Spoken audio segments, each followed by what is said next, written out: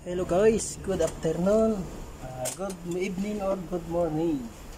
Ito naman po ako para magbuo ng isang makina na Sonata. Ito po ay pinalitan ng crankshaft. Bali ito po kasi nagkaroon ng problema ang crankshaft. Naputol yung connecting bearing. Kinain niya yung connecting rod. Naputol po yung connecting rod. Kinain niya yung main joint ng crankshaft. So ito po, i-assemble ko na galing machine shop. So una, kakabit ko po ito para sa spray ng langis. Ito po yun. So una po natin itong i-assemble, kakabit. Ito, isa-isa natin kakabit ito, ilalagay ito. Ito. So pakipanood na lang. Please WhatsApp guys. Okay. Isa-isa po natin ito lalagay, one by one. Okay. Malinis na malinis po ito linis ng ating cylinder block. So now I will be tight this bolt.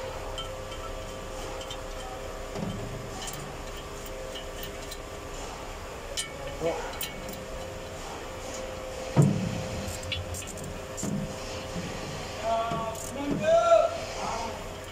Tantayin na ito higpit.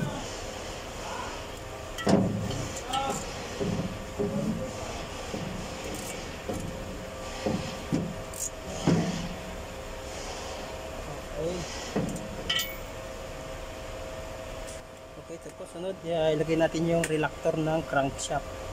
Kasi dito po nagkakaroon ng spark yung crankshaft sensor. Dito po siya nakatotok sa mga ngipin na to. So check properly kung walang bungi siya. Yung mga ito, kung minsan nakakaroon ng bungi, nakakaroon siya ng konting parang palya, ganun. So kakabit ko na po ito dito.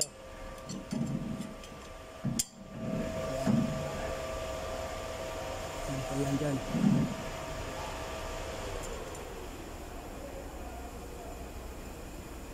So simbol natin yan. Isa-isa lang.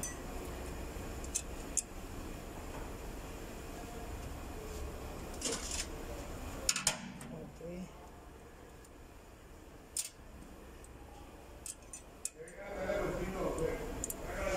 Ito.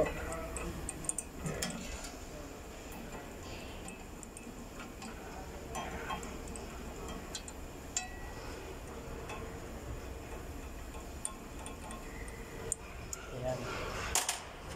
So hihigpitan na natin yan. Tansyahan lang po. Tansyahin mo lang yung higpit na hindi masyadong mahigpit din. Balance it. Ayan.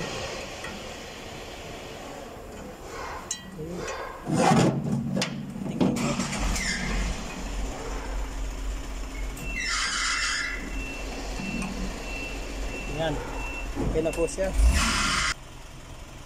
So after that, lagyan itong trash washer.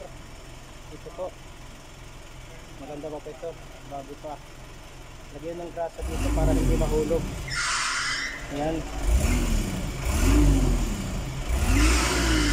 Ayan po. Yung trash washer. And then after that, lagyan mo na langis. Ayan. Ano po siya. And then isetting natin yung shaft.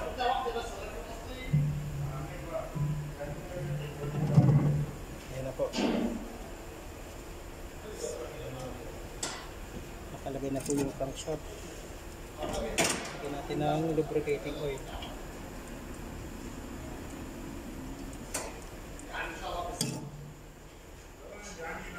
Lagyan natin. Okay po. then tahin natin yung pinaka number 3 kasi nandito yung truss washer. Unahin natin.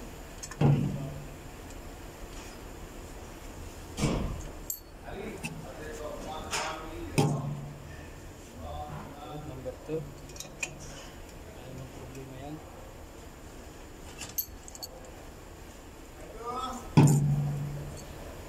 Number 1. Yung arrow po, kasi may mga nakikita po sa picture, minsan baliktad yung arrow. Kailangan nasa front, sa unahan ito ng makina. Front siya, ito yung arrow nya. Huwag nyo ba ilalagay ng pabalik.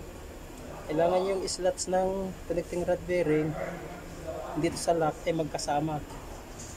Yan.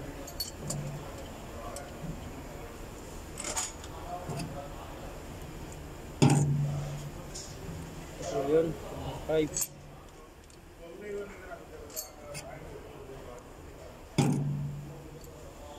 Number 4.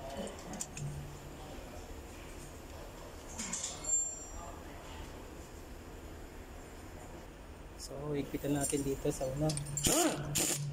Na.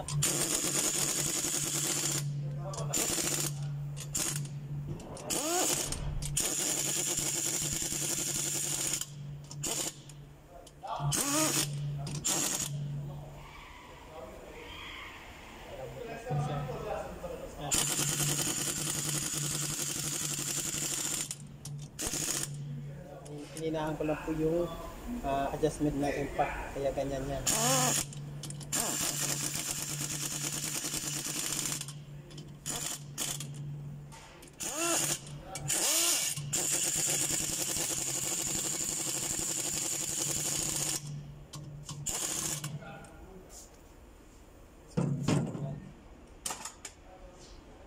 Yan, bago nyo higpitan, ikutin nyo muna kung okay ang ikot niya.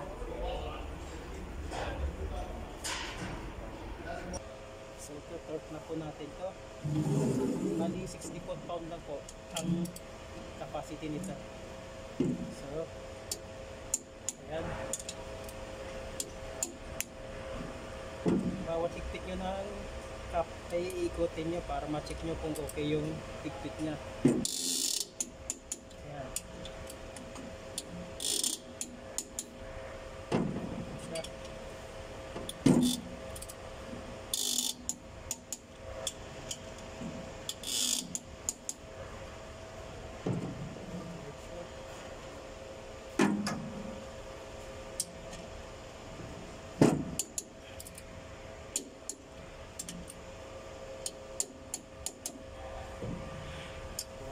Ang ganda ng ikot niya.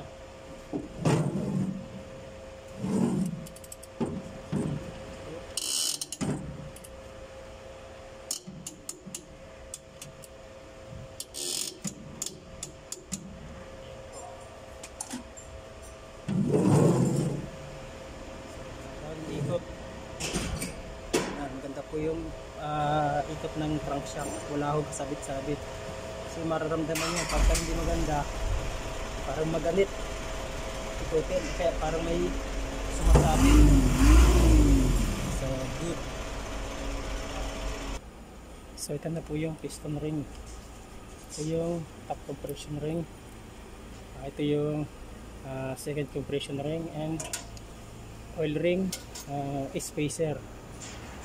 So bago nyo po isuki para i-install niya sa piston, kailangan sukatin nyo muna dito sa cylinder bore nya kung okay ba yung clearance nya. So makikita po yan ninyo dito sa gap nya kung okay ang sukat. So ito po ay maganda ang sukat nya, nasa pinaka 8,000 na inch o 1 inch lang po siya, 0.8,000 inch. So maganda po yan. At ito naman second compression ring, pwede rin po ninyo sukatin, mas maganda para nakakasigurado kayo. Ayan,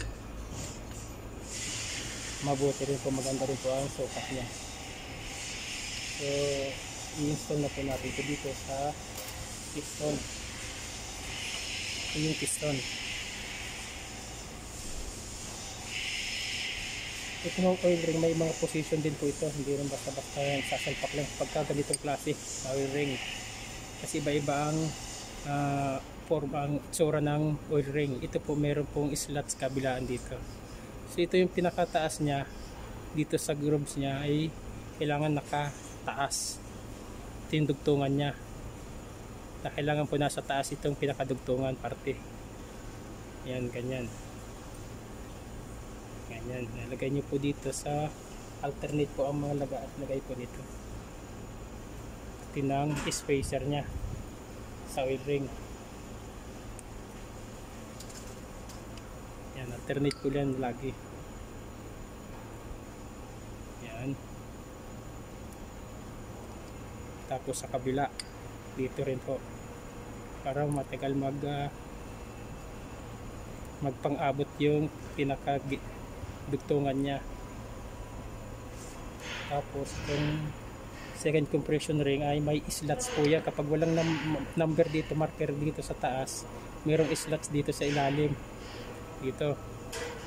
Yan po ay sa ilalim parte. Yan, madali lang po maglagay ng piston ring, oh. Ganyan lang yun, oh. Saglit lang yan. Kapag kabisado mo na. Ito naman top compression ring, ang iba may number dito sa taas, may mga palatandaan. Ito po ay wala.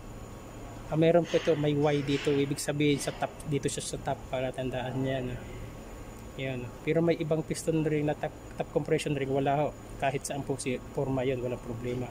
Ito meron, kaya kailangan ito sa taas ito. Itong may liter siya. Ngayon, sandali lang, maglagay ng piston ring.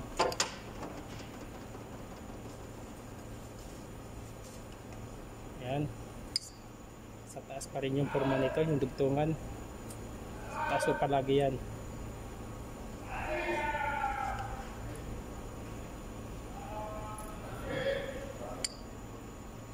Alternate ko palagi. Yan.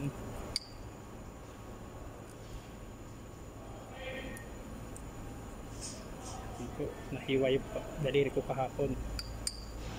Nahiwa ko ng isda. Bumabingi. Ayan po. Meron po siyang nakalagay Y. Ibig sabihin, hindi po sa taas po siya. Yan palatandaan niya. Yan po. Sandali lang maglagay ng piston ring.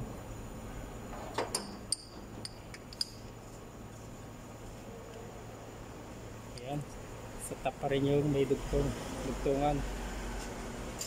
Ito palagi yan.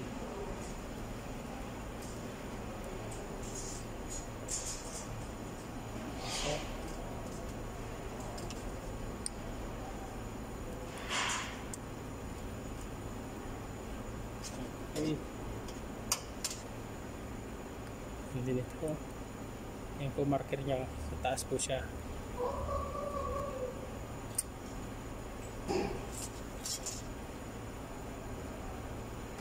Yan, marker sa top siya. Palagi.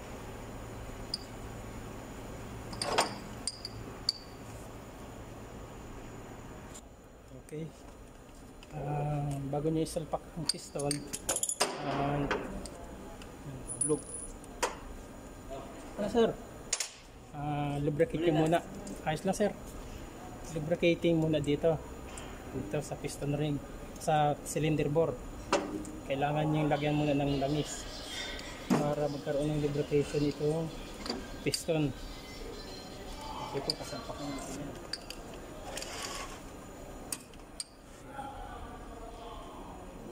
So, kabit na natin ang piston. Lagyan po natin mga langis yan, mga joint nya yan, pati ito piston ring. Huwag masyadong marami para hindi sayang sa langis. Yan, sa kanya ito lalaroin yung side portion ng piston ring. Yan. Ito po yung arrow nya, kailangan nasa top siya, nakataas. Ayan yung arrow. So itong pinaka-slots niya dapat magkasama rin ito, yung slots na to. Hindi ho pwede magbaliktad. Kasi kung nagbaliktad yan, may ingay kayo maririnig dyan. Ayan. Okay. Ito yung universal piston ring installer. Universal, kahit anong size po yan, kaya. Maliit, malaki, pwede. Yan, ganyan po hawak. Huwag nyo pipilitin, hanggat maaari, huwag maipihit yung piston ring. Yan. Masakit yan. Sintro po natin. Yan. Pupunti magkabilang gilid. Sabay. So, ayan po. Pasok agad yan. Bago nyo itutulak, kailangan sintro-sintro po doon na hindi tatamaan yung pinaka-journal. Yan. Para hindi po siya magasgas. Ito po yun. May marker din siya. Kaya hindi mawawala.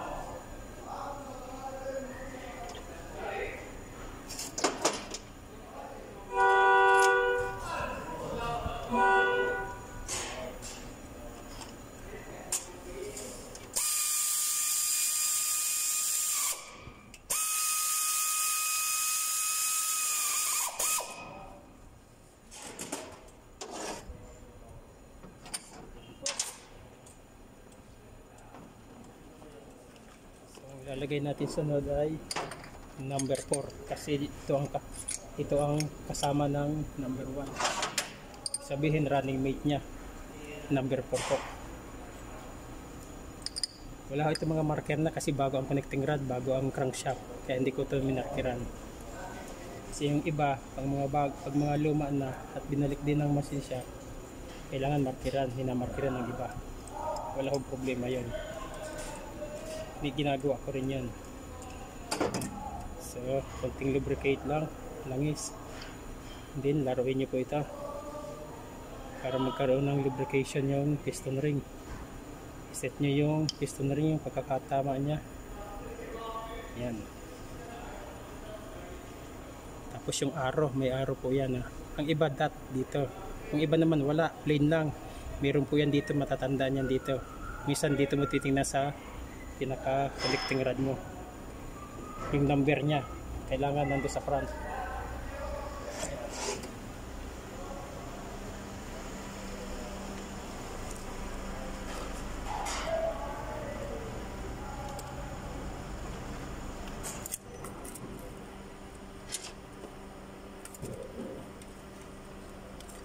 Ayan. Ayan. Okay. Pukpok kabilang gilid. Sabay. Pasok. Ayan. Tingnan nyo muna kung nakasentro. Nalipat wala kayong kasama. Iwasan yung matamaan yung pinaka-journal.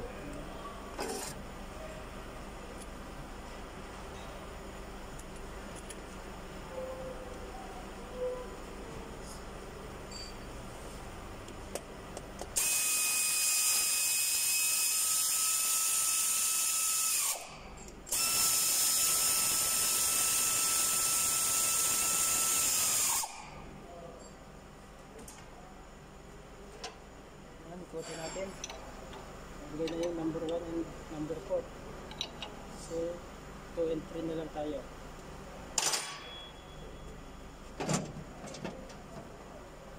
Ayan, 2 and 3 na lang yan.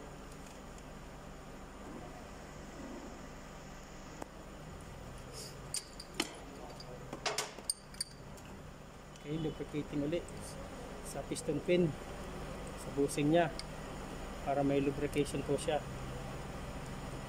Then connecting rod, lubricate dito sa mga piston ring masyado para hindi malinis. Ayan, kalat nyo na lang dyan, then laruin nyo po ito. Ayan. Yung arrow nya huwag kong kalilimutan, kahit saan dito walang problema kasi bago yan lahat. Ito pag gamit mo nito ay pipindutin nyo ito, i-release konti yan. Yan. Ngayon pagka naggamit higpit naman kayo, huwag nyo na hawakan to. Dito lang sa anvil nya. Yan, ganyan. Yan. Yan po. Para lumapat na to na mabuti yan. Ayan, sandali lang po. Check muna. Check nyo mabuti na hindi tatama sa journal. Napaka-importante po yan para hindi magasgas yung bearing niya agad. Okay, may front siya dito kaya hindi mawawala.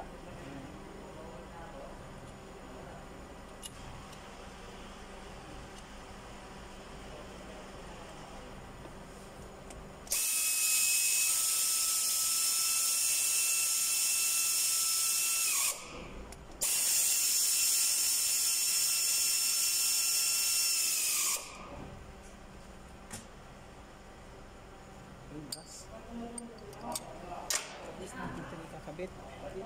Lubrication ulit.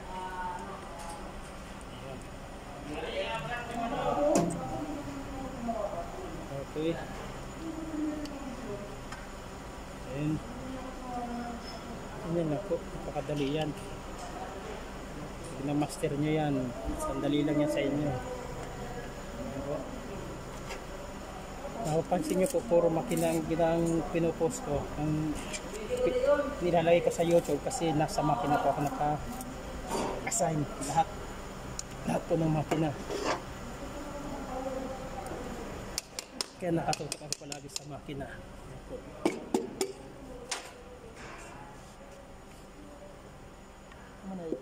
Paano balik na ito, no? Okay po, last. Okay na ito. Okay na yan.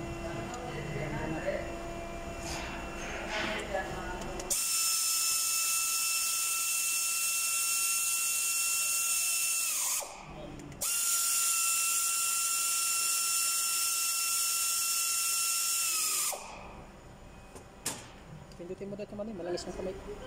Ayan. So, higpit na po tayo na connecting rod bearing. Bali, 35 lang po ito sa foot-pounds. Ito na po. Ayan. Hindi ko kailangan sobrang higpit. Hindi rin kailangan maluwag siya.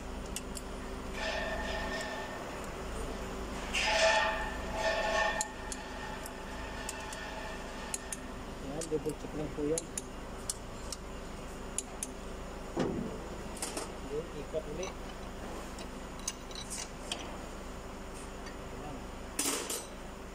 Okay.